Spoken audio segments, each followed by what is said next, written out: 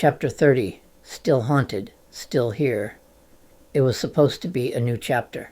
The job at Freedom House had shown me that maybe, just maybe, I could reclaim a career in mental health. I was working with children again. No one questioned me. My past, for once, wasn't a disqualifier.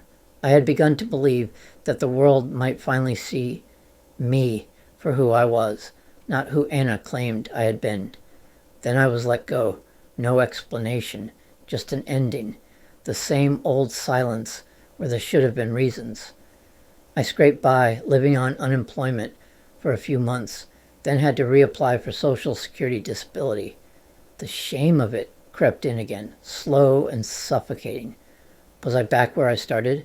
I kept applying for jobs, interview after interview, some hopeful, some perfunctory, most leading nowhere.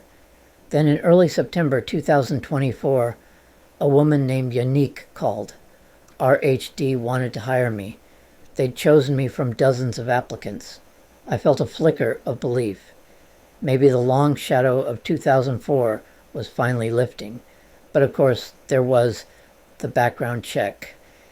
I gave them the same letter I always gave, my statement of truth, along with a letter from the Orange County Rape Crisis Center. I had disclosed everything. Again, just like I had when I got the job at Freedom House. It should have been enough. Instead, the legal department delayed everything. They needed to speak to former employers, confirm the story I had already told in detail. I tried to track down coworkers from the mobile crisis unit, but our company phones had been wiped clean, and I'd never saved their numbers. RHD's HR department pulled some random number off the internet and reported that Freedom House had never heard of me. That was the first gut punch. Still, I waited. I followed up. I took walks along Wrightsville Beach, trying to stay calm, the waves crashing like my anxiety. I was 58, jobless again, walking a beach I had once shared with Lynn. I dreamed of a life filled with love and stability. I was living in the ruins of that dream. Eventually, RHD offered a compromise. I wouldn't work the job I applied for. Instead, I'd be assigned to a different unit, under tighter supervision, in a program for people transitioning out of prison. It was framed as a second chance, but it didn't feel like one. I was being sent to work in a setting where I was automatically distrusted. Even though I had never committed a violent crime, never hurt anyone, I was treated like a liability. They wouldn't let me meet with clients alone.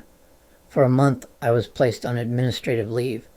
When I returned, I was monitored constantly. Everything I said or did was scrutinized, and still no one told me why. My supervisors, Wendy and Andre, seemed determined to find fault in everything I did. Weekly check-ins became interrogations. I was written up for the smallest of things. There was no guidance, no support, only discipline, only fear. Andre was especially chilling. His presence triggered something deep inside me, the same terror I felt when I was wrongly arrested in 2004, when police didn't believe the truth.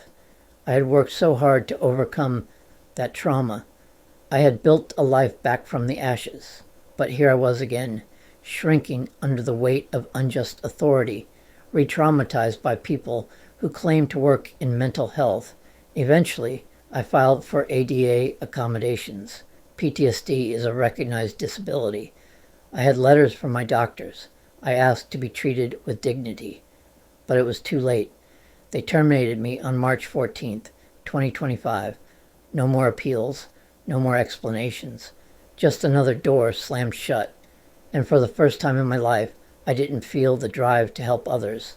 I was the one in need of care, of support, of someone who could hold my story without recoiling. I still believe in the power of peer support, in the healing that can come from connection. But I also know now that no matter how far I've come, the injustice of 2004 still follows me.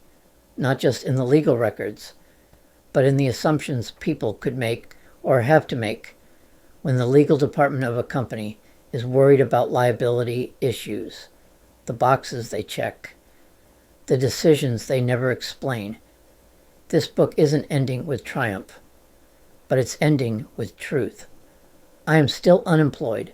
I still don't know what the next employer will say when they see the results of a background check and make assumptions without hearing the full story. Sometimes they are not allowed to hire me, even if the hiring manager is fine with what they discover. But I am still here, still trying, still writing, still telling the truth. Because if the world won't give me justice, then maybe this story will, or at least it will allow me to be heard. Maybe someone will read this and understand. Maybe someone will see me.